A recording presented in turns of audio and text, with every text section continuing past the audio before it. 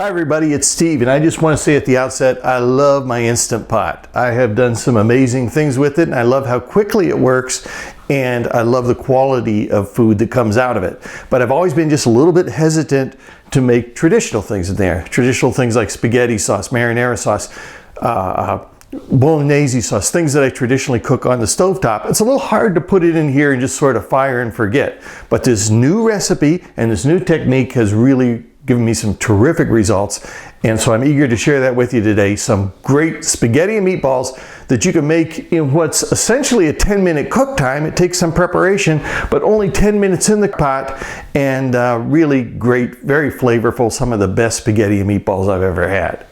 A good spaghetti sauce starts with the meatballs. The meatballs are going to season the sauce, and they're the stars of the show anyway, so let's start with them.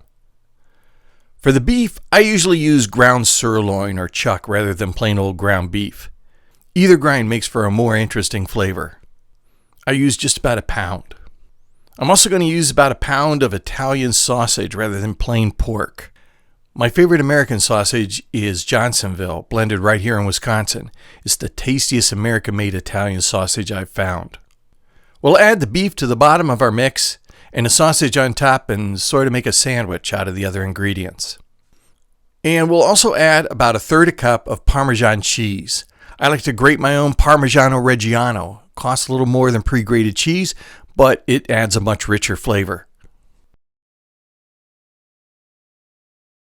I apologize, I'm not very exact in my spices. It's kind of an Italian thing, but I'm using about 2 teaspoons or half a tablespoon of each. And I'm using dry seasonings, but you can use fresh, of course, to kick it up a notch. So a couple of teaspoons of parsley, a couple of teaspoons of basil, a couple of teaspoons of oregano,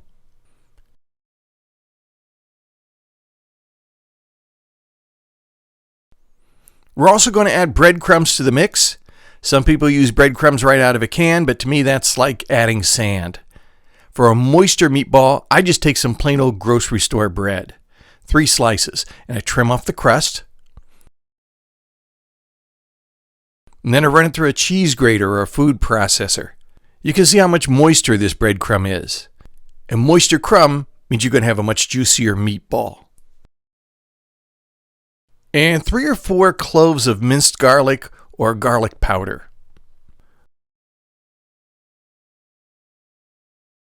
To all of that, I'm going to add an egg just to help bind it. And then we'll put our sausage on top and combine the mix. To blend the meat, try not to press it or squeeze it like it's bread dough. All right? That makes your meatballs hard.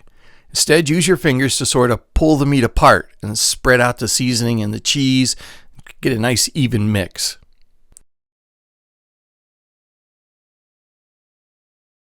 And now it's time to actually roll out our meatballs.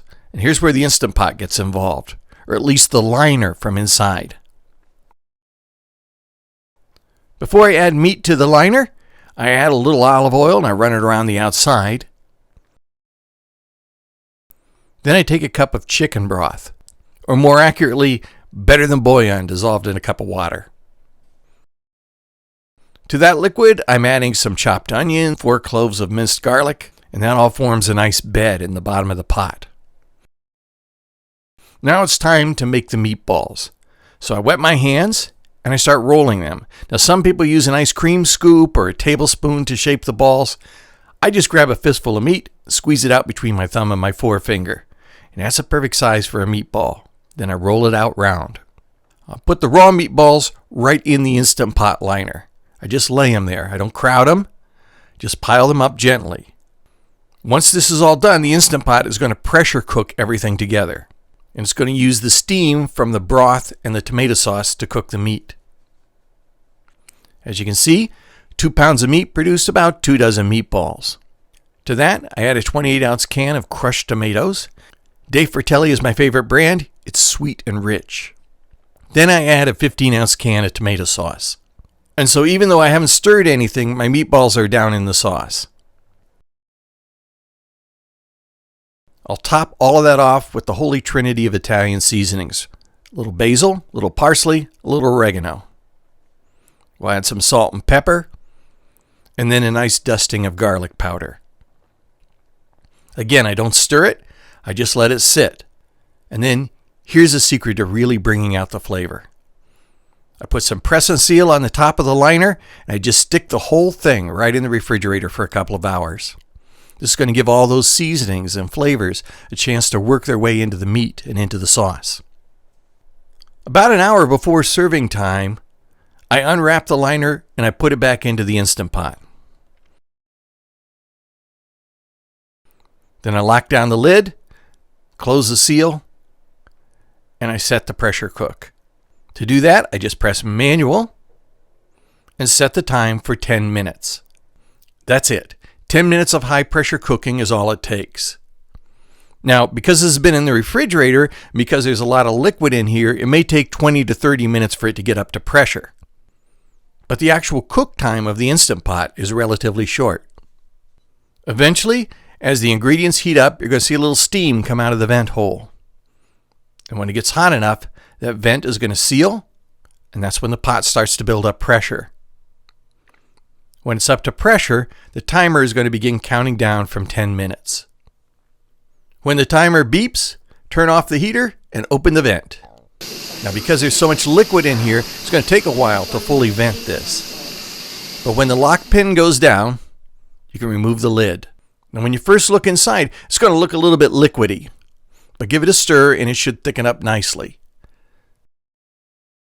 I usually add a little 8-ounce can of tomato paste to thicken it even more.